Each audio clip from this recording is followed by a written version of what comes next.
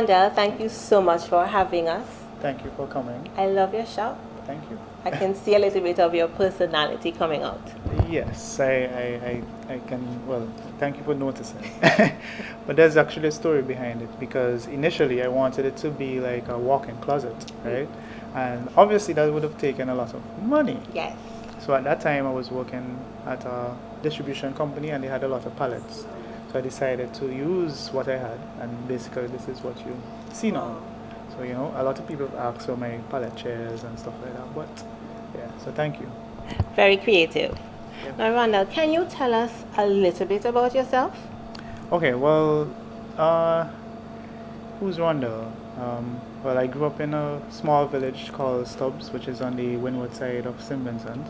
And let's see, there's a side to me that a lot of people don't really know in terms of academically. Like I have a number of achievements behind, but I don't really brag about those. And basically, I was supposed to have gone and study automotive design, but you know, limitations, and so I'm here designing clothes. I am, in terms of my age, let me see, should I say? Well, August 25th, I'll be 30, right? So I'm still in the 20s, and yeah, I'm just an entrepreneur, or as Jizzy would say it, I'm a businessman. Right, so yeah, that's a little about me. Yeah. All right, so Rondel, I get the feeling that you're kind of self-taught. Is that so? Well, yeah.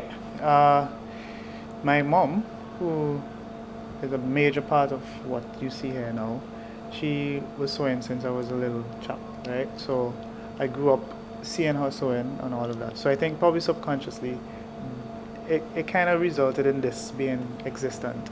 At a young age, I used to ask her to hem. So that's the most I could have done, like hem my own pants. And as I went away and I studied, I did business and management. But when I came back, I decided, you know what, let me just start. And she helped facilitate. At that time, I was learning from patterns. Like she had a bunch of patterns from way back. And my first dress is still in the stores, somewhere in there, right? So that's how I learned. And then, to be honest, a lot of disappointments came my way, and it's because of that I then grew. So everybody who disappointed me, then because I had somebody who used to sew for me, but then he disappointed me, and then I said, you know what, let me do it myself. So that's how I became. And then everything that I don't know, I would either look up, or my uncle who's in Trinidad, he does similar situations. So he came on vacation once, and I asked him about pants and shirts, and he basically showed me. All right, Rondel, great stuff, guys. Stay tuned. We'll be right back.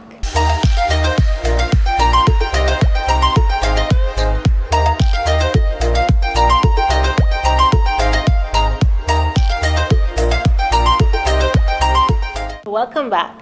Now, Rondel, earlier you mentioned that you actually carry pieces from different designers around the Caribbean. Yeah. Can you tell us, who those are? Okay, so originally the idea of Fashion House Caribbean started with seeing, well, I had a store before, right? And it's failed, but lesson learned.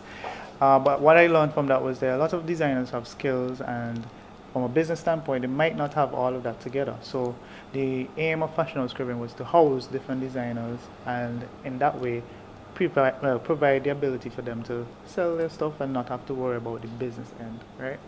Coming to Simmons has been a little bit of a struggle, but so far we have a St. Lucian designer. Her brand is The Clothesline. Her name is Lisa Barton Volney, right? She's a very good friend of mine. And recently we also have earrings by Adwa Designs, basically. And she's Alicia. She's living in the States, but she's Vincentian. And I also have, the newest addition, which I find so interesting. Why so? Because this guy is extremely talented on a different level. He's his brand is Reefer Done, RE4 Done.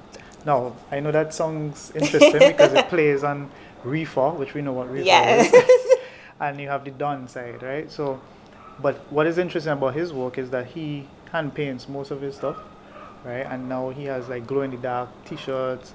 He also comes up with his own screen prints. So some of his t-shirts have on some interesting prints that I've never seen combined, right? So basically we're keeping in sync with our brand position, exotic luxury. So the people we house, you won't be able to find their stuff, everywhere.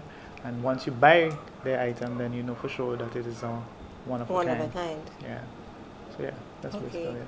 Great, Ronel. It's really wonderful that you have created this space not only for you but to help other young and upcoming designers. Very much. What sparks your creativity? I mean, I see it in your pieces. I see it in how you design and decorated your space. But where does that creativity come from? Where do you draw your inspiration? Well, I always say that inspiration lies in everything, right? But for me, sometimes it comes to me in my head, like almost in between sleep and wake. Sometimes, for example, I